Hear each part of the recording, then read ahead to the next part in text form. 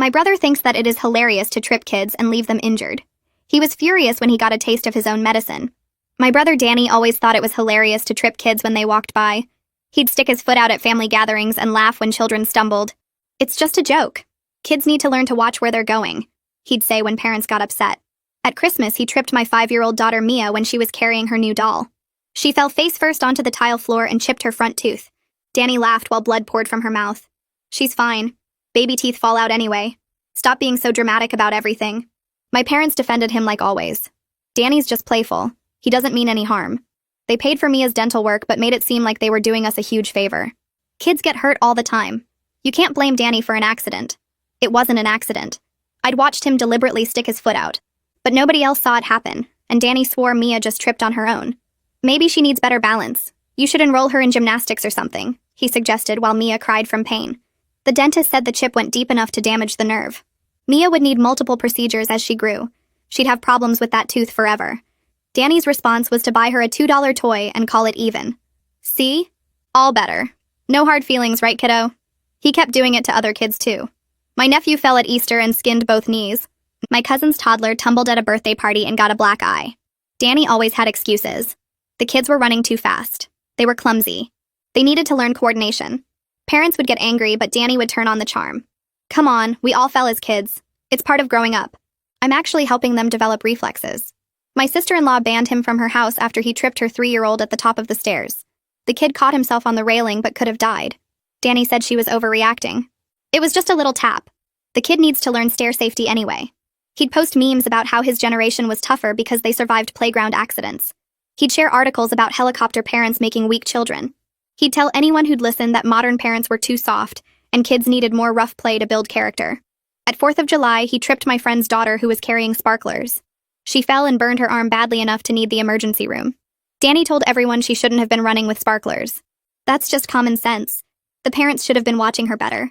The girl's parents wanted to press charges, but Danny convinced our parents to talk them out of it. It would destroy Danny's life over a simple mistake, Mom begged them. "Please don't ruin our family over this." They dropped it, but never came to family events again. Danny saw this as a win. See? They knew they were overreacting. That's why they're too embarrassed to show their faces. More families started avoiding gatherings where Danny would be. He'd complain about how uptight everyone had become. "Nobody can take a joke anymore. Everyone's so sensitive about their precious babies."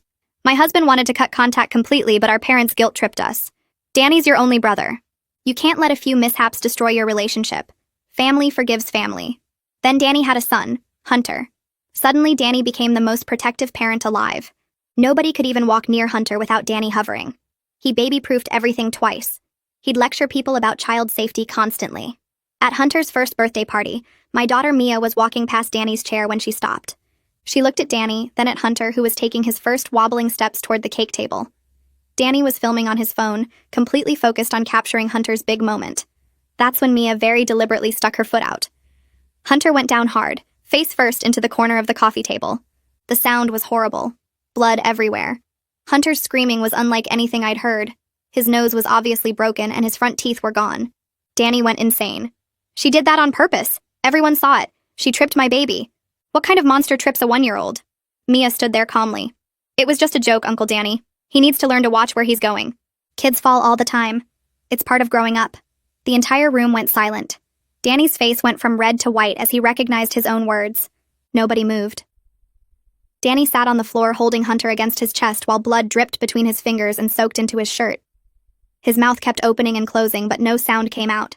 Hunter's screaming had turned into these awful choking sobs that made my stomach twist. I stood frozen about 6 feet away, my hands clenched so tight my nails cut into my palms. Mia hadn't moved either. She just stood there next to the coffee table with her arms at her sides, watching Danny with this blank expression that made her look like a stranger. The silence felt thick and heavy, like the air before a thunderstorm. Someone's phone was still playing Happy Birthday in the background, the cheerful music making everything feel more wrong. My sister Kylie had her hand over her mouth, staring at the blood on Hunter's face. My mom stood near the kitchen doorway, both hands pressed against her chest. Cooper was closest to Mia, his body angled between her and Danny like he was ready to grab her and run. The whole room smelled like birthday cake and copper. Brooke's scream cut through everything. She dropped to her knees next to Danny and started pawing at Hunter's face, trying to see how bad it was. Her hands came away red. She screamed again, louder this time. words I couldn't make out through her panic. Danny finally found his voice and started yelling that Mia did it on purpose, that everyone saw her stick her foot out, that my daughter deliberately hurt his baby. His face had gone from that shocked white color to dark red, veins standing out on his forehead. Brooke grabbed her phone with shaking hands and tried to dial 911 but kept hitting the wrong numbers. My mom rushed over and took the phone from her, speaking to the operator in this calm voice that didn't match her face. Cooper moved fast, stepping directly in front of Mia and blocking Danny's view of her. I saw the look in my husband's eyes when he glanced back at our daughter. Horror mixed with something else I couldn't name. His jaw was clenched, so tight I could see the muscle jumping. He put his hand on Mia's shoulder and she looked up at him with those same blank eyes. The paramedics got there faster than I expected. Maybe 9 minutes. Someone must have been close by. 2 of them came through the front door with bags and equipment while a third wheeled in a stretcher. They took over from Brooke and Danny, one of them kneeling next to Hunter, while the other asked questions in this quick, efficient voice. What happened? How did he fall? Did he lose consciousness? Any allergies we should know about? Danny kept interrupting to say that Mia tripped him on purpose, pointing at my daughter across the room. The paramedic nodded and wrote something down but focused on Hunter. They got his bleeding under control with gauze and pressure. The lead paramedic said something about possible nasal fracture and dental trauma, that they needed to transport him right away. They lifted Hunter onto the stretcher and Brooke climbed up next to him, still crying. Danny stood up, his shirt covered in blood, and gave a statement to one of the paramedics. He used words like deliberately and witnessed and assault. The paramedic wrote it all down in a little notebook. My mom tried to go with them, but the paramedic said only parents in the ambulance. Danny shot me a look full of hate before they wheeled Hunter out. The door slammed behind them and suddenly the house felt too quiet again. The emergency room waiting area had those plastic chairs bolted to the floor and fluorescent lights that made everyone look sick. We'd followed the ambulance here in our car, Cooper driving while I sat in the back with Mia. Nobody had said a word the whole way. Now we sat in a corner away from Danny and Brooke and my parents. Hospital security had shown up about 10 minutes after we arrived. 2 guys in uniforms with radios on their belts. They talked to Danny first, both of them writing in notebooks while he pointed at Mia. I watched my brother's mouth moving, his hands gesturing, his face still red with anger. One of the security guards looked over at us. Cooper had already made a phone call to his friend Alan, who did criminal defense work. Alan said he'd come down right away, told Cooper not to let anyone question Mia without him there. Cooper relayed this information to me in a whisper, his hand on my knee. I couldn't look at Mia. Every time I tried, my throat closed up and I had to look away. What was I supposed to say to her? What words existed for this situation? The security guards finished with Danny and started walking toward us. Cooper stood up and intercepted them, speaking in a low voice I couldn't hear. They talked for a minute, then the guards nodded and walked away. Cooper sat back down and told me Alan would be here in 15 minutes. We just had to wait. Mia spoke for the first time since we left the party. Her voice came out small but steady, not scared or sorry, just matter of fact. She said she'd been planning this since Christmas, since the day Uncle Danny laughed while blood poured out of her mouth. She described it like she was talking about a school project. How she'd watched Danny trip other kids at family events. How she'd studied the way he did it, the casual foot placement, the fake surprise afterward. How she'd waited for the perfect moment when he'd be distracted and couldn't deny what happened.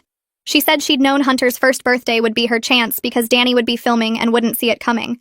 She'd practiced in her room, she said, figuring out exactly how to position her foot so a toddler would go down hard. Her voice never wavered. She never cried.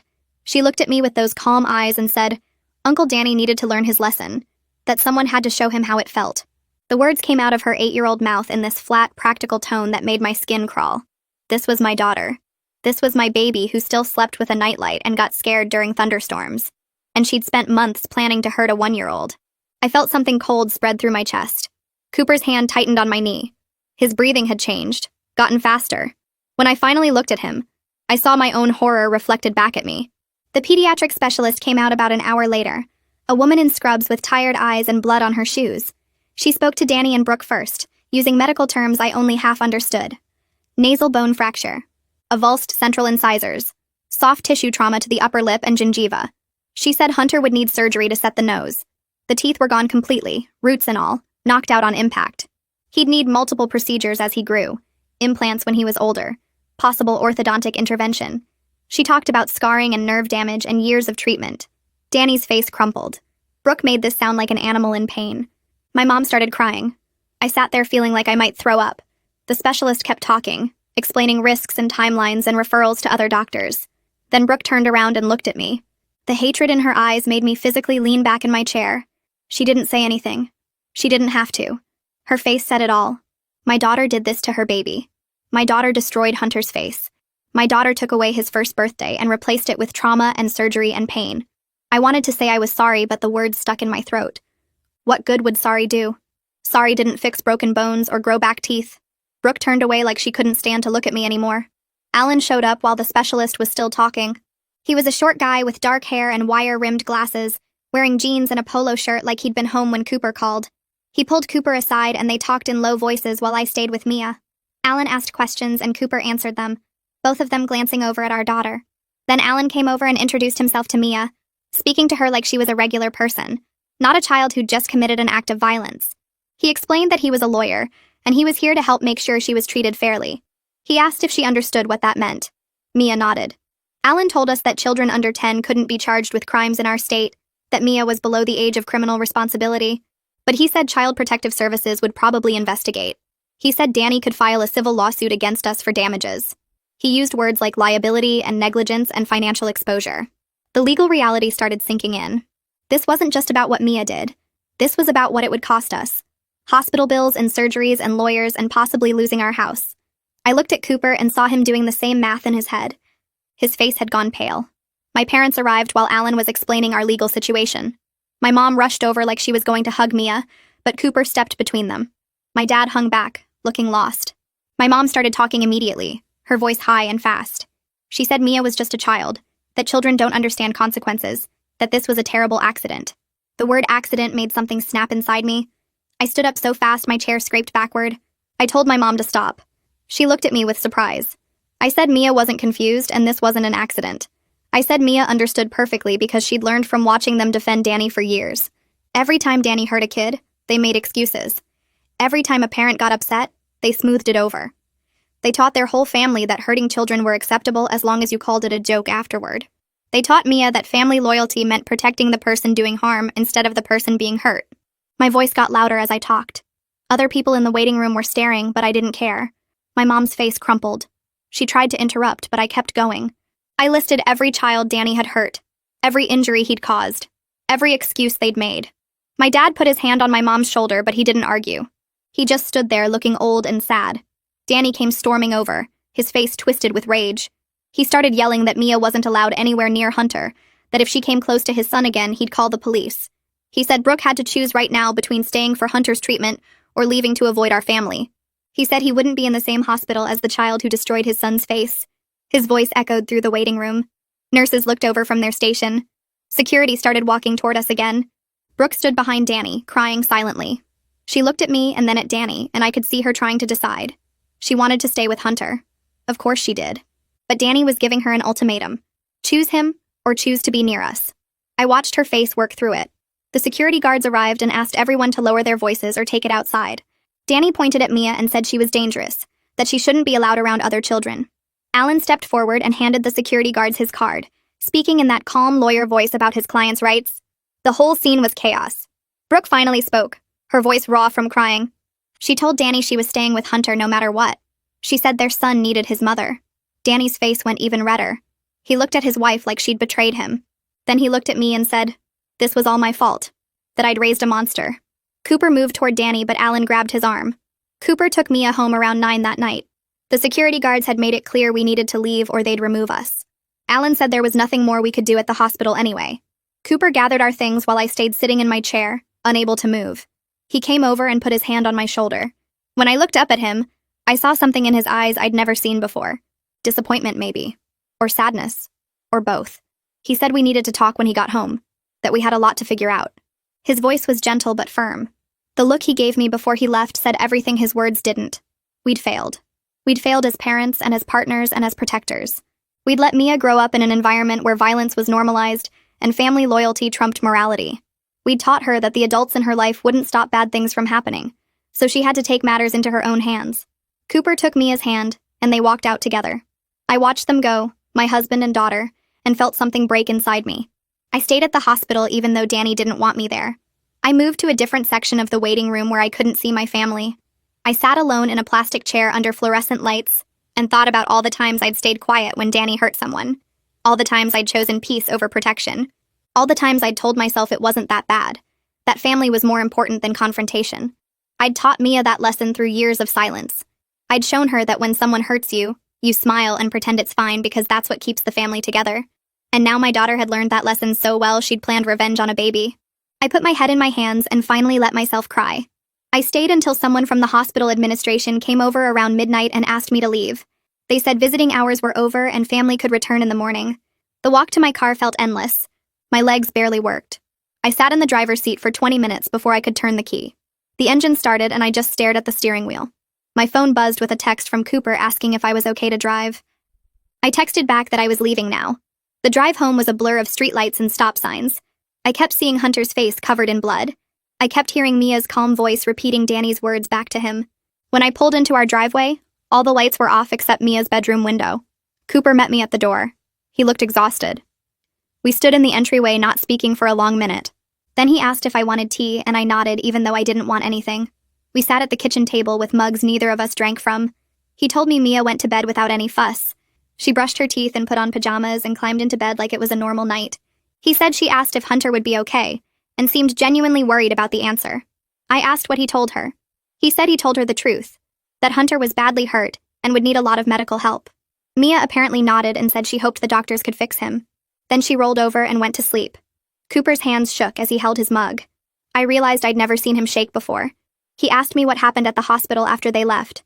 I told him about Danny's ultimatum to Brooke. I told him about the security guards and the chaos. I told him about sitting alone in a different waiting room. He listened without interrupting. When I finished, he set down his mug and looked at me directly. He said we needed to talk about what comes next. His voice was steady, but I could hear the strain underneath. I nodded again because words weren't coming. He said he'd been thinking about this for hours while Mia slept. He said he'd wanted to cut contact with my family for years. He said he'd watched Danny hurt our daughter and other kids and nobody ever stopped him. He said he'd respected my loyalty to my family, but now everything was different. I started to respond, but he held up his hand. He asked me a direct question. He asked if I was proud of what Mia did. The question hung in the air between us. I opened my mouth and nothing came out, because the honest answer was complicated. Part of me was proud. Part of me was horrified. Part of me thought Danny finally got what he deserved. Part of me was devastated that my 8-year-old daughter hurt a baby. I couldn't reconcile those feelings into one answer. Cooper watched my face and I saw something change in his expression. Disappointment, maybe. Or resignation. He said my silence was an answer too. We sat there until almost 2 a.m, not really talking. Just existing in the same space with this huge, terrible thing between us. Finally, he said we should try to sleep. We both knew sleep wouldn't come, but we went through the motions anyway. I checked on Mia before going to our room. She was curled up with her stuffed rabbit, breathing slowly, looking peaceful, looking like a normal kid who hadn't deliberately injured a baby earlier that day. The doorbell rang at 8:30 the next morning. I'd been awake since 6, staring at the ceiling. Cooper answered while I was still in my bathrobe. A woman in business clothes stood on our porch with an official-looking badge. She introduced herself as a Child Protective Services investigator. She said she needed to speak with Mia about yesterday's incident. My stomach dropped. Cooper asked if we needed a lawyer present. The investigator said that was our right, but this was just an initial assessment interview. She seemed calm and professional, not accusatory, just doing her job. I went upstairs to wake Mia while Cooper showed the investigator to our living room. Mia was already awake, sitting up in bed reading a book. I told her someone needed to ask her questions about what happened at Hunter's party. She looked at me with those clear 8-year-old eyes and asked if she was in trouble. I said I didn't know. I said she needed to tell the truth. She nodded and got dressed without complaint. We came downstairs together. The investigator sat on our couch with a notebook. She smiled at Mia and said she just wanted to understand what happened yesterday. Mia sat in the armchair across from her. Cooper and I sat on the love seat. The investigator asked Mia to describe the party in her own words. Mia started talking in that same calm voice from yesterday. She said she went to Hunter's first birthday party with her parents. She said Uncle Danny was there filming Hunter walking. She said she stopped next to Hunter and stuck her foot out when he walked past. She said Hunter fell and hit the table and got hurt badly. The investigator wrote notes. She asked why Mia did that. Mia explained without hesitation. She said Uncle Danny trips kids all the time. She said he tripped her at Christmas, and she chipped her tooth and it still hurts sometimes. She said he tripped other kids at other parties and they got hurt too. She said she'd been watching him do it for years. She said she waited for the right time to teach him how it feels. The investigator's pen stopped moving. She looked at Mia with this expression I couldn't read. Concerned, but also something else. She asked how long Mia had been planning this. Mia thought about it. She said since Christmas. She said she knew Uncle Danny would never stop unless someone showed him what it was like. She said grown-ups kept making excuses for him, so she decided to handle it herself. The investigator asked if Mia understood that Hunter was just a baby who didn't do anything wrong. Mia nodded. She said she felt bad that Hunter got hurt. She said she didn't want to hurt Hunter specifically. She said she wanted to hurt Uncle Danny's feelings the way Uncle Danny hurt hers. She said babies are small and fall easily just like she was small and fell easily when Uncle Danny tripped her. The investigator wrote more notes. She asked if Mia thought about other ways to solve the problem. Mia said she told her mom that Uncle Danny was mean, but nothing changed. She said she thought about telling a teacher, but it only happened at family parties. She said she thought about not going to family parties, but her grandparents would be sad. She said tripping Hunter seemed like the only way to make Uncle Danny understand. The investigator's expression grew more concerned with each answer. She asked Mia if she would do something like this again. Mia said no, because Uncle Danny learned his lesson now. She said she didn't want to hurt anyone else. She said she just wanted Uncle Danny to stop tripping kids. The interview lasted almost an hour. The investigator asked about school and friends, and if Mia ever got in fights. Mia answered everything honestly. She had friends. She liked school. She'd never been in a fight. She'd never hurt another kid before yesterday. When the investigator finished, she thanked Mia and asked her to go play in her room for a few minutes. Mia left without argument. The investigator turned to Cooper and me. She said she needed to be direct. She said Mia's level of planning and calculation was extremely concerning for an 8-year-old. She said most children that age don't have the capacity for that kind of premeditated action. She said the way Mia talked about it showed sophisticated reasoning about cause and effect and revenge. She said this wasn't a typical childhood incident. She asked about Mia's mental health history. I told her Mia had never seen a therapist. The investigator strongly recommended we get Mia evaluated by a child psychologist immediately. She said she'd be filing a report and we'd hear about next steps. She said depending on the evaluation, there might be ongoing monitoring. She left her card and walked out. Cooper and I sat in silence after she left. The weight of what just happened pressed down on both of us. I called 3 child psychologists that morning. The first 2 couldn't see us for weeks. The third had a cancellation that afternoon at 2. I took it. Cooper said he'd come with us. We told Mia we were going to see a doctor who talks to kids. She asked if it was because of Hunter. I said yes. She asked if the doctor would be mad at her. I said no, the doctor just wanted to help. The psychologist's office was in a building near the hospital. Beige walls and soft lighting and toys in the waiting room. A woman came out and introduced herself as Dr. Jang. She shook Mia's hand and asked if she wanted to come back to her office. Mia looked at me and I nodded. They disappeared down a hallway. Cooper and I sat in the waiting room with magazines neither of us read. The receptionist offered us coffee. We both declined. Other parents came and went with their kids. Normal appointments for normal problems. We sat there knowing our situation was different. An hour passed. Then another. I watched the clock on the wall. Each minute felt like 10. I thought about all the ways I'd failed Mia. All the times I should have protected her from Danny. All the family gatherings where I stayed quiet while he hurt children. I'd taught her through my silence that family loyalty mattered more than safety. I'd shown her that adults wouldn't stop bad things from happening. So she took matters into her own hands, and now my 8-year-old was evaluated to see if she was dangerous to other children. Cooper reached over and took my hand. His palm was sweaty. We sat there holding hands and waiting. Finally, Dr. Jang came out. She asked if we could come back to her office. We followed her down the hallway. Mia wasn't there. Dr. Jang said she was in another room doing some activities with an assistant. She asked us to sit. Her office had diplomas on the walls and books about child development. She had a serious expression. She said she'd spent 2 hours with Mia doing various assessments and interviews. She said she needed to ask us some questions about family history and Mia's behavior patterns. We answered everything. She took notes. Then she gave us her preliminary assessment. She said Mia showed clear understanding of right and wrong. She said Mia demonstrated empathy for Hunter's pain. She said Mia also maintained that her uncle deserved consequences. She said this combination was concerning for a child Mia's age. She said most 8-year-olds don't have the capacity to hold both empathy for a victim and justification for harming them simultaneously. She said it showed sophisticated moral reasoning that was developmentally unusual. She asked if we wanted her honest opinion. We both nodded. She said Mia wasn't a danger to random children. She said this wasn't about general violence or lack of empathy. She said this was about a specific calculated response to a specific pattern of harm. She said Mia essentially appointed herself as judge and executioner because the adults in her life failed to provide justice.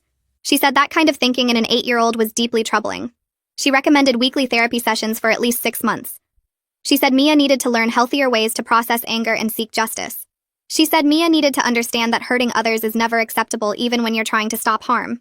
She said we as parents needed family therapy too because this didn't happen in a vacuum. She said enabling family members and staying silent about abuse taught Mia that she had to take action herself. Her words hit like physical blows. She was right about everything. We scheduled weekly appointments starting next week. We paid the receptionist and collected Mia from the other room. She asked if everything was okay. I said yes, even though nothing was okay. We drove home in silence. Mia fell asleep in the back seat. Cooper and I didn't speak. When we got home, Mia went to her room to play. Cooper and I stood in the kitchen. He said we needed to talk tonight after Mia went to bed. His tone made it clear this would be a serious conversation. I said okay. We spent the rest of the day going through motions, making dinner, eating at the table, pretending everything was normal. Mia seemed fine. She talked about her book and asked if we could go to the park this weekend. We said maybe. After dinner, she had a bath and got ready for bed. I read her a story. She fell asleep quickly. I went downstairs where Cooper was waiting at the kitchen table. He had 2 glasses of wine poured. I sat down across from him. He started talking, and I listened. He said he'd been wanting to cut contact with my family for years. He said he'd watched Danny hurt Mia, and said nothing because I asked him to keep the peace. He said he'd watched my parents enable Danny, and he'd stayed quiet out of respect for my loyalty. He said he'd failed as a father by not protecting Mia from my family. He said yesterday changed everything. He said he couldn't pretend anymore that family harmony was worth this cost. He asked me directly if I was proud of what Mia did. The question again. I still didn't have a clean answer. I said part of me was proud. I said part of me thought Danny deserved it. I said part of me was horrified. I said I couldn't separate those feelings. Cooper nodded like he expected that answer. He said that was the problem. He said I'd been so conditioned to protect my family that I couldn't fully condemn what Mia did, even though she hurt a baby. He said my inability to draw a clear line was exactly why Mia thought violence was acceptable. He wasn't yelling. He wasn't even angry. He was just sad and disappointed, and that was worse. We talked until midnight. We talked about boundaries and family and how to move forward. We talked about what we owed Mia versus what we owed my parents. We talked about whether our marriage could survive this. That last part scared me most. Cooper said he loved me, but he didn't know if he could forgive me for putting Mia in danger for years. I said I didn't know if I could forgive myself. We went to bed without resolution. Just 2 people who'd failed their daughter in different ways trying to figure out how to do better. The next morning, I woke up with Cooper's words still running through my head. We'd failed Mia. We'd put family peace over her safety. I made coffee and sat at the kitchen table staring at my phone. 3 missed calls from my mother. 2 texts from Danny calling me horrible names. 1 message from Kylie asking if I was okay. I deleted Danny's texts without reading them fully. The words I caught were enough. Monster. Terrible mother. Ruining his life. I was about to put my phone down when it buzzed again. Unknown number. I almost ignored it, but something made me answer. A man's voice asked if this was Danny's sister. I said yes. He introduced himself as Tiago. The name took me a second to place. Then I remembered. Easter. His son fell and skinned both knees. Danny had laughed about clumsy kids needing better coordination. Tiago said he heard about what happened at Hunter's party. He said he needed to tell me something. His voice shook as he talked. He said that Easter day when his son fell, he saw everything. He watched Danny stick his foot out deliberately. He watched his 3-year-old go down hard on the concrete patio. He said he was about to call the police right there. He had his phone in his hand ready to dial. Then my mother found him. She begged him not to ruin Danny's life over an accident. But she cried and said Danny was going through a hard time at work. She said Danny would never hurt a child on purpose. She offered to pay for any medical bills. She promised Danny would apologize and it would never happen again.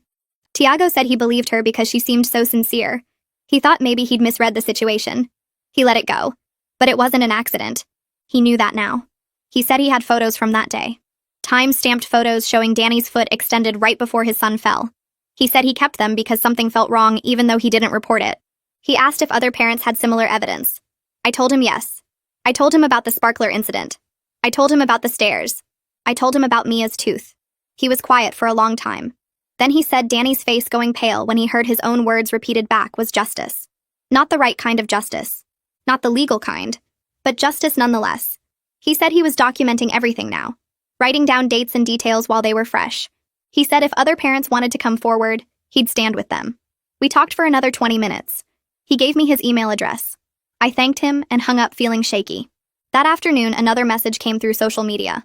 A woman named Amelie. She said mutual friends told her about Hunter's party. She said she needed to share something with me. She sent photos before I could respond. A little girl's arm covered in burns. Angry red patches that looked painful even in pictures. Then hospital records. Second-degree burns requiring skin grafts. Multiple surgeries. Permanent scarring. I stared at my phone screen feeling sick. This was from the sparkler incident. 4th of July 2 years ago. Amelie's daughter. I remembered that day. I remembered Danny saying the girl shouldn't have been running. I remembered him blaming the parents for not watching better. I remembered my mother convincing them not to press charges. Emily's message continued. She said Danny told everyone her daughter was running wild. He said she was out of control. He said the parents were negligent. He made them feel guilty for their daughter getting hurt. She said she believed him at first. She blamed herself. She thought maybe she should have been watching closer. Then she talked to other parents at the school. Parents who'd seen Danny trip kids before. Parents who warned each other to watch their children around him. She realized it wasn't an accident. She asked if I knew Danny tried to blame her parenting. I sat there staring at her message. I knew. I'd been there. I'd heard Danny say those exact things. I'd watched him twist the narrative to make himself the victim. I'd stayed silent. I typed back that I was sorry. That I should have spoken up. That I failed her daughter and mine. She responded quickly. She said she wasn't looking for apologies. She was looking for documentation. She wanted to know if I'd testify about Danny's pattern if it came to that. She wanted to know if other parents would stand together. I said yes. I gave her Tiago's contact information. I told her I'd help however I could. That night after Mia went to bed, I opened my laptop. Cooper was reading in the living room. I started a new document. I titled it simply, Incidents. Then I began typing. Every event I could remember. Every child Danny had hurt. I started with Mia at Christmas. 5 years old. Chipped tooth. Nerve damage. Multiple procedures needed. Permanent problems. I included the date, the location, the witnesses present, Danny's exact words afterward. I moved to Easter. Tiago's son. 3 years old. Both knees skinned on concrete patio. Danny's foot deliberately extended. My mother's intervention. Requested Reds is on Spotify now. Check out link in the description or comments the photos Tiago mentioned. I kept going. The birthday party. My cousin's toddler. Black eye from hitting a table corner. Danny's excuse about clumsy kids. The parents who stopped coming to family events. The stairs incident. Kylie's 3-year-old. Could have died. Caught himself on the railing. Danny calling it a tap. Kylie banning him from her house. 4th of July. Emily's daughter. Sparklers and burns. Emergency room visit. 2nd-degree burns. Skin grafts. Permanent scars. Danny blaming the parents. My mother convincing them not to press charges. I typed for 2 hours. The document grew longer. 7 years of incidents. Some I'd witnessed directly. Others I'd heard about from family members. Each entry included dates when I could remember them. Witnesses who were present. Medical outcomes. Danny's responses. The pattern was undeniable. Not accidents. Not kids being clumsy. Deliberate actions repeated over years. A clear history of hurting children and facing no real consequences. I saved the document. I called Cooper into the kitchen. He sat down and read it. His face got darker with each paragraph. When he finished, he looked at me. He asked why I kept bringing Mia to events where Danny was present. The question hit like a physical blow. I had no good answer.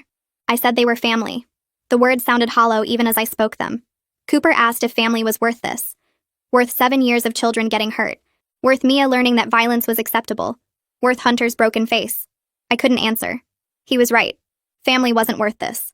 It never had been. 2 days later, the CPS investigator called. She wanted to update me on her assessment. She said she'd interviewed Danny that morning. I asked how it went.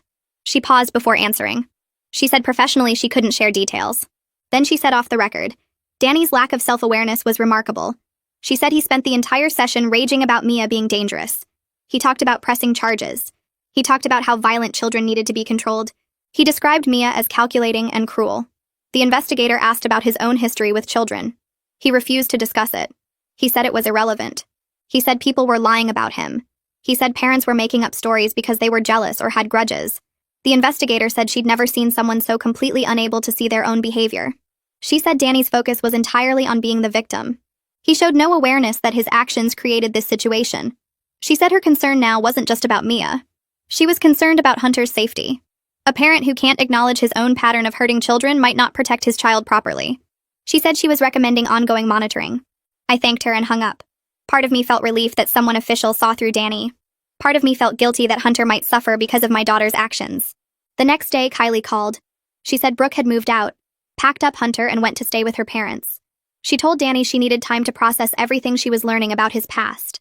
Kylie said Brooke was asking questions, talking to other parents, reading through old social media posts where Danny bragged about kids needing tougher treatment. She was seeing her husband clearly for the first time. Kylie said Brooke looked devastated, like her whole marriage was a lie. I felt guilty relief wash over me. Relief that Brooke was protecting Hunter. Relief that she was finally seeing what Danny really was. But guilt because my daughter's violence broke apart their family. Guilt because a baby got hurt. Guilt because this could have been prevented years ago if I'd been brave enough to stand up to Danny and my parents. Kylie said Brooke wanted to talk to me eventually. Not now, but when she was ready. She had questions about Danny's history. She wanted to know everything. I said I'd talk to her whenever she was ready. I owed her that much. That evening, Mia came into the kitchen while I was making dinner. She stood in the doorway watching me chop vegetables. Then she asked if I was mad at her for hurting Hunter. The question froze me. I put down the knife. I looked at my daughter, 8 years old. Dark hair pulled back in a ponytail. Her chipped front tooth visible when she talked. I struggled to find words. I wanted to say yes. I wanted to say hurting a baby was wrong no matter what. But I also understood why she did it. I understood the anger that built up watching Uncle Danny hurt kids and get away with it. I understood feeling helpless when adults wouldn't protect you. I sat down at the kitchen table. I told Mia to sit with me. She climbed into the chair across from me. I took a deep breath. I told her that hurting babies is always wrong. Even when you're angry at their parents. Even when their parents deserve consequences. Hunter didn't do anything wrong.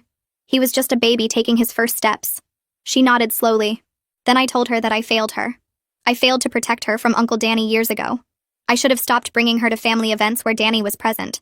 I should have stood up to him when he hurt her. I should have believed her safety was more important than family peace. I told her that what she did was wrong, but I understood why she did it. She'd learned from watching our family that violence was acceptable if you had good reasons. She'd learned that adults wouldn't protect her, so she had to protect herself. Those were the wrong lessons, and I taught them to her by staying silent. Mia's eyes filled with tears. She said she just wanted Uncle Danny to stop hurting kids. She said she thought if he felt what it was like, he'd understand. She said she was sorry Hunter got hurt. I pulled her into a hug. We sat there crying together. Two people who'd both made terrible choices trying to figure out how to do better. 3 days later, my mother called. She said we needed to have a formal family intervention. She'd hired a professional mediator. She said everyone needed to move forward for the sake of family unity. She said this had gone on long enough. I asked if Danny would be there. She said yes. I asked if he knew Mia would be there. She hesitated. She said Danny refused to attend if Mia was present. I told my mother we were bringing Mia anyway. She deserved to face what her actions caused. She needed to see the full consequences. My mother started arguing. She said it wasn't appropriate. She said Mia was too young. She said it would be too traumatic. I cut her off. I told her Mia was old enough to plan revenge. She was old enough to face the results. My mother went quiet. Then she said fine. She gave me the date and address. A neutral location. A therapist's office downtown. Saturday afternoon. I hung up and told Cooper. He looked worried. He asked if I was sure about bringing Mia. I said no, but I was doing it anyway. Saturday arrived too fast.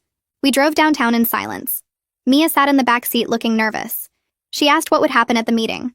I told her honestly I didn't know. We'd all talk about what happened. We'd try to figure out how to move forward. She asked if Uncle Danny would yell at her.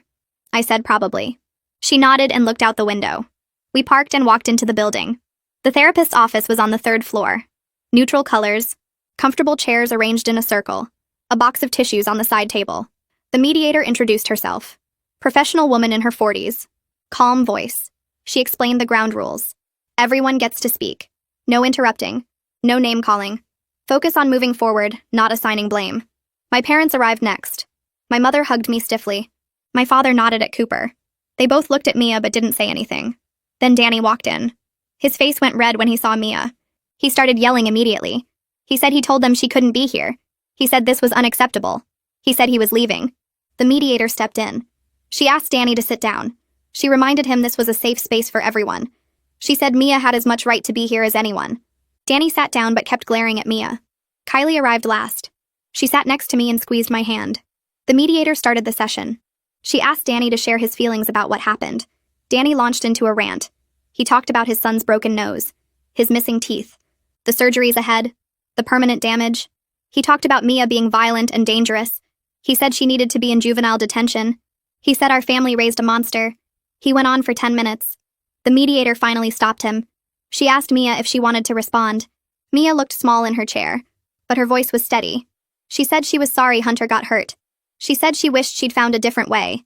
But she said Uncle Danny needed to learn his lesson. She said he'd been hurting kids for years and nobody stopped him. Her calm composure seemed to make Danny angrier. He started yelling again, calling her names, saying she was evil. The mediator had to raise her voice to get control back. Then Kylie spoke up. She asked Danny directly how many children he'd tripped over the years. Danny said that was irrelevant. Kylie said it was completely relevant. She started listing names and dates. Her son at the stairs, 3 years old, could have died. Tiago's son at Easter, skinned knees on concrete. Emily's daughter with the sparklers, second-degree burns, skin grafts. My cousin's toddler with the black eye. Mia with the chipped tooth and nerve damage. She went through the whole list. Danny tried to interrupt, but Kylie kept going. The mediator's expression shifted as she listened. She looked at Danny differently now. She asked if all of this was true. Danny said it was all exaggerated. He said kids fall. He said accidents happen. The mediator asked if he ever deliberately tripped children. Danny said no. Then he said maybe once or twice as a joke. Then he said they needed to learn coordination. His story kept changing. The mediator's face got harder. My mother jumped in trying to defend Danny. She said he never meant serious harm. She said he was just playful. She said modern parents were too sensitive. Cooper reached into his bag. He pulled out a folder. He said he'd collected medical records from other parents. He spread them across the table. Hospital bills, doctor's notes, photos of injuries, documentation of broken bones, burns, dental damage, trauma spanning 7 years. The mediator picked up the papers. She read through them slowly. Her face got paler with each page. When she finished, she looked at my parents. She asked them directly how they justified this pattern. How they watched their son hurt children repeatedly and did nothing. How they convinced other parents not to press charges.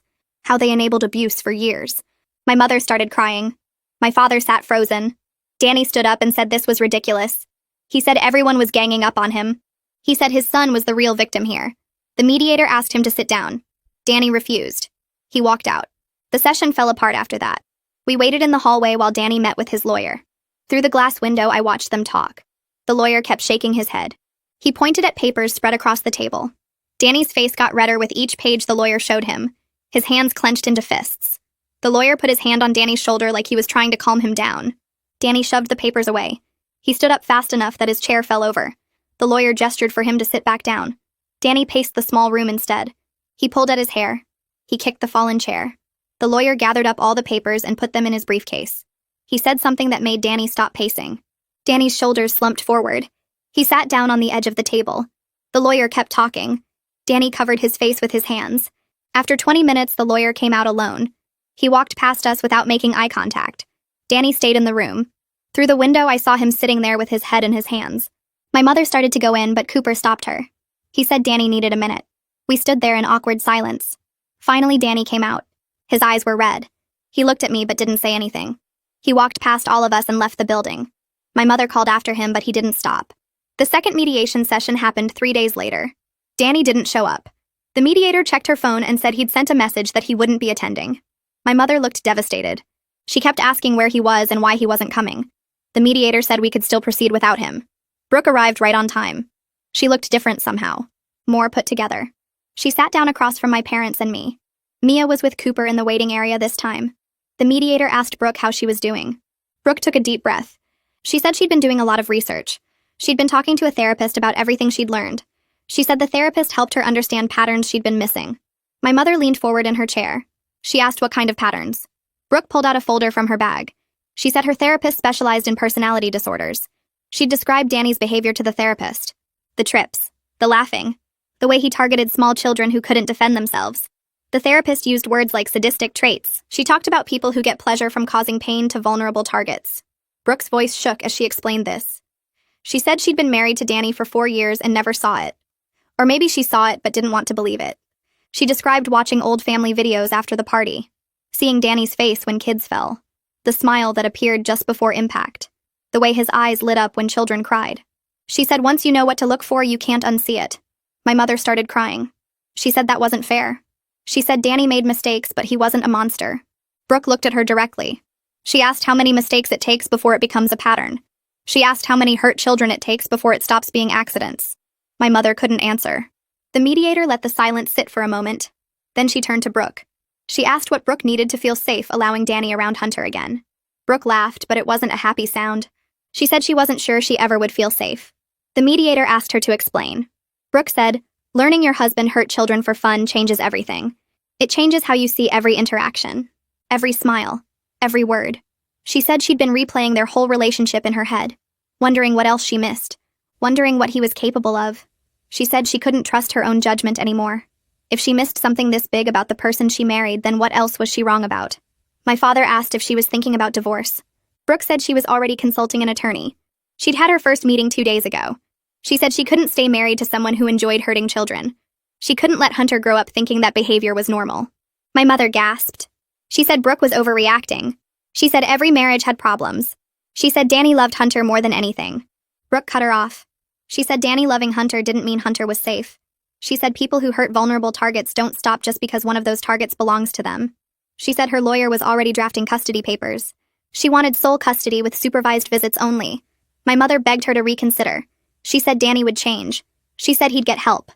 Brooke asked why he should change now when he'd been doing this for 7 years without consequences. The mediator was about to speak when the door opened. Mia walked in by herself. Cooper jumped up from his chair in the hallway, but Mia had already crossed the room. She stood in front of Brooke. Nobody said anything. Mia looked small standing there in her purple shirt. She twisted her hands together. Then she spoke. She told Brooke she was sorry Hunter got hurt. She said she wished she'd found a different way to stop Danny. Her voice was steady but quiet. She said she knew hurting a baby was wrong no matter what his dad did. She said she thought about Hunter every day. She wondered if he was okay.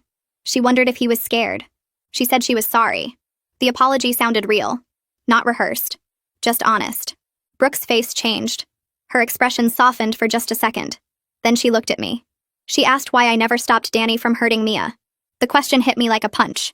I opened my mouth but no words came out. Brooke kept staring at me. She said Mia was my daughter. She said I watched Danny chip her tooth. I watched her bleed. I knew it wasn't an accident. So why didn't I protect her? Why didn't I keep her away from him? Why did I let it keep happening? I still couldn't answer. My throat felt tight. Brooke said that's what she thought. She said I sacrificed my own daughter to keep family peace. She said I taught Mia that violence was acceptable as long as it stayed in the family. She said I was just as responsible as Danny for what happened to Hunter. The words burned. I wanted to argue, but I couldn't. She was right. The mediator finally stepped in. She said everyone needed to take a breath. She asked me if I wanted to respond to Brooke's question. I swallowed hard. I said I was raised to keep family peace. I said I trusted my parents would handle problems. I said I believed family should stay together no matter what. The words sounded hollow even as I said them. The mediator nodded slowly. She said I'd sacrificed my daughter's safety for family harmony. She said I'd shown Mia that keeping quiet was more important than stopping harm. She said I'd taught my daughter that violence is how you solve problems when adults won't protect you. She said Mia learned her lesson well. She learned that if grown-ups won't stop bad behavior, then you have to take justice into your own hands. She said that's why we were all sitting here. Because I'd failed to protect my daughter. Because my parents had failed to hold Danny accountable. Because we'd all chosen comfort over safety. I felt tears running down my face. I couldn't argue with anything she said. Cooper reached over and took my hand. Mia stood there watching me cry. My mother tried to defend me. She said I was a good mother. She said I did my best. The mediator held up her hand. She said this wasn't about blame. It was about understanding how we got here. She said we all played a role in creating an environment where a child felt violence was her only option. Cooper cleared his throat. Everyone looked at him. He said he needed to say something. He said he'd been in therapy since the party. He was seeing someone twice a week. The therapist was helping him process his own guilt. My mother asked what he had to feel guilty about. Cooper laughed bitterly. He said he'd failed as a father. He said he'd known Danny was dangerous. He'd wanted to cut contact years ago. But he'd let me convince him to keep trying. He'd let me prioritize my family over our daughter's safety. He said he'd watched Mia get hurt and done nothing. He'd watched other kids get hurt and stayed quiet. He said he'd failed to protect his daughter from someone he knew was harmful. He looked at me. He said he was struggling with whether he could forgive himself. Then he paused. He said he was struggling with whether he could forgive me. The words hung in the air. I felt like I couldn't breathe. My mother started to protest, but my father put his hand on her arm. Cooper said he loved me. He said he wanted our marriage to work. But he couldn't pretend this hadn't changed things. He couldn't pretend I hadn't chosen my brother over our daughter. He said we had a lot of work to do. He said he wasn't sure we could fix this. Mia walked over to him. She climbed into his lap, even though she was getting too big for that. Cooper wrapped his arms around her. They sat there holding each other while the rest of us watched. My father stood up suddenly. He walked to the window. His back was to all of us. His shoulders shook. My mother went to him. She put her hand on his back. He turned around. His face was wet with tears. He said they needed to tell the truth. My mother started to speak, but he shook his head. He said they'd enabled Danny. He said they'd known what he was doing and looked the other way. He said admitting their son deliberately hurt children were too painful to face. So they'd made excuses. They'd convinced themselves it was accidents. They'd convinced other parents not to press charges. They'd paid people off to keep quiet. My mother was crying now too.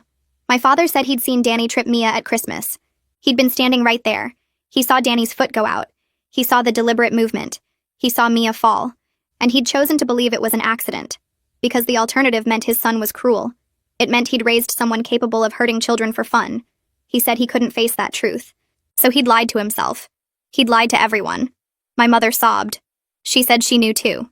She said she'd seen Danny trip the child at the stairs. She'd watched it happen. She'd seen how close that baby came to dying. And she'd still defended Danny.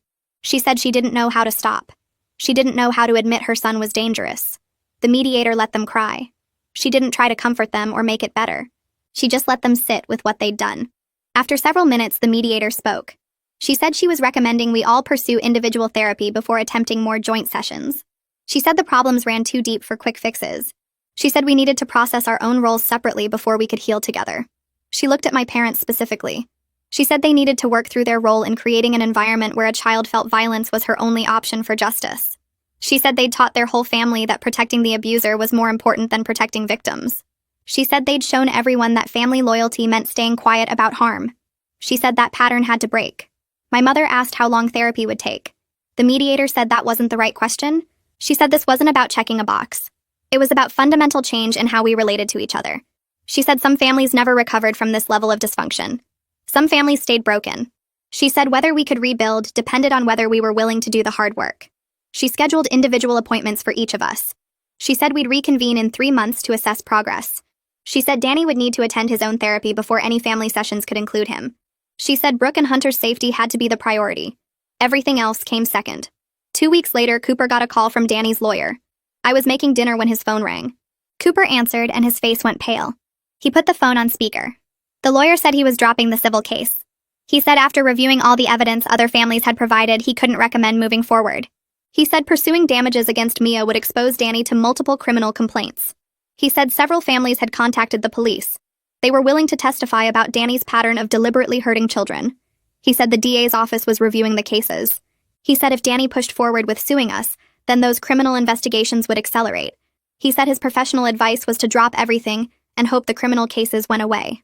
Cooper asked if Danny agreed. The lawyer paused. He said Danny wasn't happy about it, but he understood the legal reality. He said Danny was angry at us for destroying his life. Cooper said Danny destroyed his own life. The lawyer didn't respond to that. He just said the papers would be filed by end of week. The case would be dismissed. We'd never hear from him again regarding legal action. He hung up. I stood there holding a spatula. I felt relief wash over me. We wouldn't lose our house. We wouldn't be financially destroyed. But the relief felt wrong somehow. I was glad my brother faced consequences only because the law forced him. Not because he felt sorry. Not because he understood what he'd done. Just because getting justice for Hunter meant admitting he'd hurt dozens of other children. Cooper saw my face. He said I couldn't control Danny's choices. I could only control my own. He said being relieved about the lawsuit was okay. It didn't make me a bad person. 3 days after that, Brooke called me. Her voice sounded tired. She said she'd filed for divorce. She was requesting sole custody with supervised visitation only. She'd cited Danny's pattern of enjoying harm to children as evidence he was unfit for unsupervised parenting. She said her lawyer had included all the medical records from other families. She'd included statements from parents describing what Danny had done. She'd included the therapist's evaluation about sadistic personality traits. She said the custody evaluator was already recommending supervised visits. She said Danny would need years of therapy before he'd be allowed alone with Hunter. I asked how Hunter was doing. She said he was healing physically. The surgeries had gone well, but he woke up crying at night. He was scared of strangers now. He clung to her constantly. She said he was too young to remember what happened, but his body remembered the trauma. I asked if she needed anything. She said no.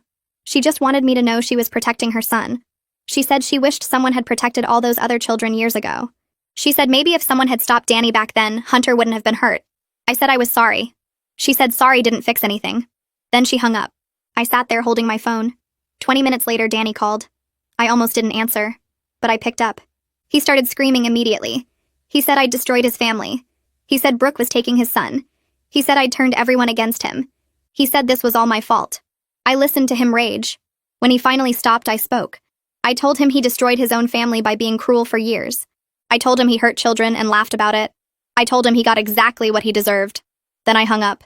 He called back 3 times. I didn't answer. Cooper asked if I was okay. I said I didn't know, but I was done protecting Danny. I was done choosing him over everyone else. I was done pretending family loyalty meant accepting abuse. Cooper pulled me close. We stood in the kitchen holding each other while my phone kept ringing. Mia's therapy sessions became our weekly routine. Every Tuesday afternoon, I'd drive her to the office with the soft blue walls and wait while she talked to someone who actually listened. The therapist called me in after the 4th week and said Mia was making progress. She explained that my daughter understood she'd hurt a baby and was starting to feel bad about it in a real way, not just because she got caught. I asked what that meant. The therapist said Mia had spent years watching adults protect Danny while kids got hurt, and she'd learned that family loyalty meant staying quiet about bad things. She'd internalized that speaking up was betraying family, so she'd planned revenge instead. I sat in that chair feeling like someone had punched me in the stomach. My 8-year-old had carried that weight alone, because I'd taught her silence was more important than safety. Cooper and I started seeing a different therapist together on Thursday evenings. The first session was awkward and tense. We sat on opposite ends of the couch while the therapist asked us why we were there. Cooper said we needed to figure out how to move forward after everything that happened exposed how different we were about family. The therapist asked what he meant. Cooper looked at me and said he resented me for putting my parents' feelings ahead of our daughter's safety for years. He said he'd wanted to cut contact with Danny after the Christmas incident, but I'd guilt-tripped him into staying connected. I wanted to argue, but I couldn't. He was right. I'd chosen keeping peace with my birth family over protecting Mia. The therapist asked how that made me feel. I said it made me feel like a terrible mother. Cooper reached over and took my hand. He said we were both terrible parents in different ways, and we needed to fix it together. The detective called me on a Monday morning while I was folding laundry. She said Tiago and Emily had both filed official police reports about what Danny did to their kids. Other parents were coming forward too. She said they were building a case showing a clear pattern of behavior over many years. I asked if Danny would face charges. She paused. She said prosecution was complicated because so much time had passed and most witnesses had stayed quiet when the incidents happened. She explained that without immediate reports and medical documentation tying injuries directly to Danny's actions, building a criminal case was tough. But the pattern mattered for other legal proceedings. I asked what that meant. She said family court would care a lot about evidence that Danny deliberately hurt children. I thanked her and hung up. Then I called Kylie and told her what the detective said. Kylie said she'd give a statement too. She said her silence about the stair incident had protected Danny when it should have protected her kids. Mom called 2 weeks later. Her voice sounded strained. She said they were selling the house and moving to a smaller place across town. I asked why. She said they couldn't afford to help with Hunter's medical bills and keep up their current lifestyle. The house had gotten too expensive anyway. I knew she was lying about the money being the main issue. They were facing consequences for enabling Danny all those years. Part of me felt bad for them. They were my parents and they were losing their home. But another part of me thought they deserved to feel some pain for all the pain they'd allowed Danny to cause. I told Mom I understood. She asked if we could help them pack. I said we'd think about it. Cooper said absolutely not when I told him. He said my parents made their choices and we weren't rewarding their behavior by making it easier. Brooke texted me in late March. She said Danny had started court-ordered therapy as part of the custody agreement. His therapist specialized in personality disorders and people who enjoyed hurting others. I asked how Danny was handling it. She said he was furious about what the diagnosis meant. He kept saying he didn't have a disorder and the therapist was biased against him. But he had to keep going if he wanted any chance at seeing Hunter without supervision. Brooke said the therapist had already written a report recommending extended treatment before unsupervised visits could even be considered. Danny would need years of weekly sessions and documented progress. I asked if she thought it would help. She said she didn't know. Some people never changed no matter how much therapy they got. But at least Hunter would be protected while Danny figured himself out. 4 months after the party, Brooke sent me photos. Hunter's face looked different. The swelling had gone down. The bruising had faded. But I could see the surgical scars and the way his nose sat slightly crooked. The caption said this was after his first surgery. More would come as he grew. I stared at the photos for a long time. Then I showed them to Mia during dinner. Her therapist had assigned homework about understanding consequences. Mia needed to see what her actions had caused. My daughter looked at the photos quietly. Then she started crying. Real crying. Not the fake tears kids use to get out of trouble. She sobbed and said she was sorry. She said she didn't think it would be that bad. She said she just wanted Uncle Danny to stop hurting kids. I held her while she cried and told her I understood, but it was still wrong. Cooper sat across from us with tears in his own eyes. Kylie and I met for coffee at the place near her house. We'd barely talked since the party except for quick phone calls about legal stuff. She looked tired. We sat down with our drinks and didn't speak for a minute. Then she said our family would never be the same. I agreed. She said maybe that was okay. Maybe safety was more important than the fake unity we'd been pretending to have. She admitted she was relieved her kids wouldn't be around Danny anymore. She'd been scared for years but didn't know how to protect them without causing family drama. Now the drama had happened anyway, and her kids were safer for it. I said the method of getting that safety was pretty awful, though. She nodded. She said Mia had done something terrible, but at least it finally forced everyone to face the truth about Danny. We sat there drinking coffee and acknowledging that sometimes protecting people means destroying the comfortable lies everyone agreed to believe. Mia wrote a letter to Hunter one evening after therapy. She knew he was too young to read it, but her therapist said writing it would help her process her feelings. I watched her work on it for over an hour. She kept erasing and rewriting. Finally, she showed it to me. The letter said she was wrong to hurt him because she was mad at his daddy. She said she should have told adults who would listen instead of taking revenge herself. She said she hoped when he was older he'd understand she was trying to protect other kids but did it the wrong way. She said she was sorry and would always be sorry. I asked if she wanted to send it to Brooke. She shook her head. She said it was for her, not for them. She needed to write down that she was wrong. I folded the letter and put it in my desk drawer. Maybe someday when Hunter was older we'd decide what to do with it. Cooper and I had a breakthrough in couples therapy during our 8th session. The therapist asked us to each say one thing we'd done wrong and one thing the other person had done wrong. Cooper went first. He said he should have pushed harder for boundaries with my family instead of letting me make all the decisions about contact with Danny. He said he'd failed Mia by not protecting her more. Then he said I'd chosen loyalty to my birth family over my daughter's well-being, and that wasn't okay. I wanted to defend myself, but I couldn't. He was completely right. I said I'd failed Mia by teaching her that family peace mattered more than safety. I said Cooper should have trusted his instincts about Danny, and I was sorry I'd made him doubt himself. The therapist said we were both taking responsibility now, and that was progress. She said rebuilding trust would take time, but we were moving in the right direction. Cooper reached for my hand again. We sat there holding hands and crying together. The family mediator scheduled one final session with just my parents, Cooper, Mia, and me. No Danny, no other family members, just us dealing with the core issues. We sat in a circle in her office. The mediator explained this session was about setting new boundaries and expectations going forward. My parents looked smaller somehow. Dad's hair had gotten grayer. Mom's hands shook when she held her coffee cup. The mediator asked what boundaries we needed. Cooper said we were limiting contact with my parents, and they needed to respect that without guilt trips. He said we'd decide when and how often we saw them based on what was healthy for Mia. My parents started to protest. The mediator held up her hand. She asked if they could agree to those terms. Mom looked at me with tears in her eyes. She asked if we'd ever forgive them. I said maybe someday, but right now we needed space. Dad asked about holidays. I said we'd see. The mediator asked if they'd respect our boundaries and stop trying to force us to reconcile with Danny. They both nodded slowly. I could see it broke their hearts, but they finally agreed. The mediator wrapped up our final session by scheduling individual follow-ups for everyone. She handed my parents a list of therapists who specialized in family systems and enabling behaviors. Dad folded the paper and put it in his pocket without looking at it. Mom asked if we could do family dinners again once everyone finished their therapy. I said maybe in a few months.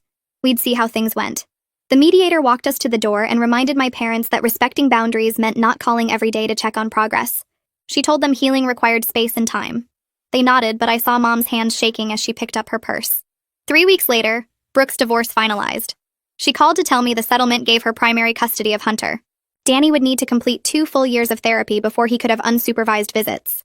The judge reviewed all the evidence about Danny's pattern and decided a parent who enjoyed hurting children needed serious intervention before being alone with his own kid.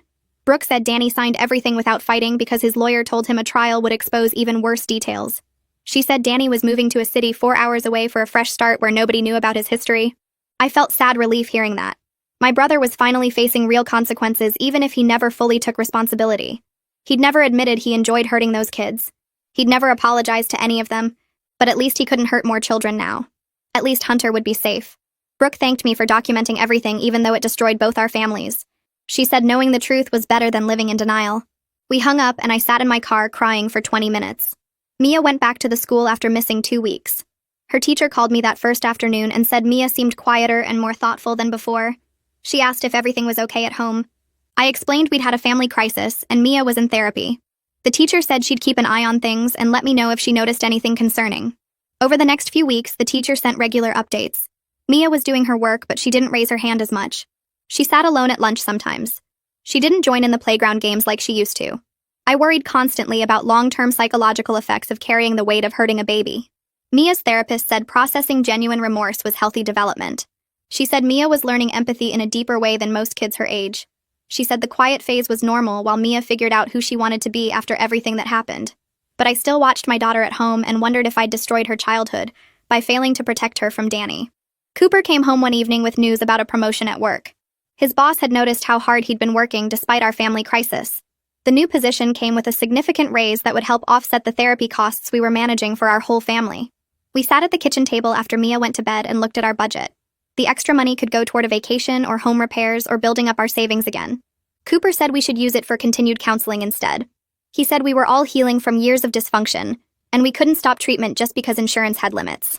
I agreed completely. We decided therapy was more important than anything else right now. We could take vacations and fix the house later. Right now, we needed to fix ourselves. Cooper reached across the table and held my hand. He said he was proud of how I'd set boundaries with my parents. He said he knew it was hard, but it was the right thing for our family. I squeezed his hand back and felt grateful I'd married someone who prioritized our daughter's well-being over keeping peace.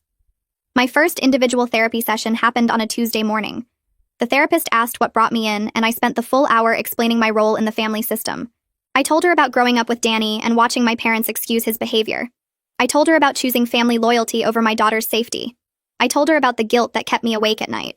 The therapist listened without judging and then asked what I wanted to work on. I said I needed to learn how to set boundaries with my parents without feeling guilty. I said I needed to understand why I'd let things get so bad. She said we'd work on both those things together. Over the next several weeks, she helped me understand that protecting Mia now meant accepting I'd failed to protect her before. That was a grief I needed to carry. I couldn't fix the past, but I could make better choices going forward. She taught me that guilt without change was just self-pity. Real remorse meant doing things differently. Kylie called and invited us to a small gathering at her house. Just her family and ours. No other relatives. She wanted to test whether we could have normal family time without Danny present. I asked if she was sure, and she said she needed to know if our families could heal together. Cooper and I talked it over with Mia. Our daughter said she wanted to see her cousins again. She missed playing with them. We drove to Kylie's house on Saturday afternoon. The kids stood around awkwardly at first. Nobody knew how to act. Then Kylie's youngest asked if anyone wanted to play hide and seek. Mia nodded, and the kids scattered through the house. Cooper and I sat on the porch with Kylie and her husband. We drank lemonade and watched through the window as the kids gradually relaxed. They started laughing. They started running around like normal kids. Kylie said this was what healthy family interaction looked like without fear. I realized she was right. For years, family gatherings had been tense because everyone was watching Danny and protecting their kids. Now the kids could just be kids. It felt strange and wonderful at the same time. Mia's therapist called me in for an update meeting after 8 weeks of sessions. She said Mia was making significant progress in developing empathy and understanding that violence wasn't justice even when someone deserved consequences. She said my daughter was learning to separate revenge from accountability. She said Mia was starting to understand that hurting Hunter didn't actually fix anything Danny had done. The therapist asked if Mia had talked to me about her feelings lately. I said not much. That evening, I sat with Mia in her room and asked how therapy was going. She was quiet for a long time. Then she said she wished she'd told me years ago how scared she was of Danny instead of planning revenge. She said she thought adults wouldn't listen, so she had to handle it herself. She said now she understood there were better ways to protect people. I hugged her and apologized for not creating a safe space where she could tell me she was scared. I promised I'd always listen from now on. 5 months after Hunter's party, Brooke sent me a message through social media. She said Hunter was healing well physically. The surgeries had gone better than expected. His nose would look normal once he finished growing. His teeth could be replaced with implants when he was older. She said she was grateful the incident exposed Danny's pattern before Hunter was old enough to become a target himself. She said she'd been reading about sadistic personality traits and recognizing signs she'd missed during their marriage. She didn't offer forgiveness, but she acknowledged that Mia's action, while wrong, had prevented future abuse. She said if Danny had continued unchecked, he probably would have started tripping Hunter once the boy was old enough to walk steadily. She said at least now Hunter would grow up protected. I read the message 3 times and cried. It wasn't forgiveness, but it was understanding. That was more than I'd expected. My parents visited for Mia's 9th birthday. The gathering was awkward but peaceful. Mom asked permission before hugging Mia. Dad kept his distance and let Mia approach him first. We had clear boundaries about not discussing Danny or defending past choices. My parents followed the rules. They brought a thoughtful present and sat quietly while Mia opened gifts. They sang happy birthday without making it about themselves. They left after 2 hours without guilt tripping us about not staying longer. I watched my mother interact carefully with Mia and saw genuine remorse in how she asked permission before hugging her granddaughter. She didn't assume she had the right to physical affection anymore. She waited for Mia to decide. That small change meant everything. Cooper surprised Mia and me with a weekend trip to the beach. We drove 3 hours to the coast and stayed in a small hotel. Mia played in the waves while Cooper and I sat on the sand watching her. She was laughing and splashing and acting like a normal kid. That evening, we walked along the pier eating ice cream. Mia asked if our family was okay now. Cooper and I looked at each other. I told her honestly that we were healing and learning to be better. I said sometimes families have to break apart the wrong way of doing things before they can build something healthier. I said we were building something new together. Mia nodded and licked her ice cream. She said she felt safer now. She said she liked that we talked about hard things instead of pretending everything was fine. I saw Emily at the grocery store 3 weeks later. She was reaching for pasta sauce when I recognized her from the 4th of July party. Her daughter stood beside her, now 7 years old, wearing a pink shirt with the sleeves rolled down despite the warm weather. Emily noticed me and froze. I expected anger or for her to turn away. Instead, she walked over. She pulled up her daughter's sleeve without asking permission. The scars were there, faint pink lines running up the girl's forearm where the sparkler burns had healed. They'd fade more over time, she told me. The doctor said by her teenage years they'd barely show. She thanked me then, which I didn't expect.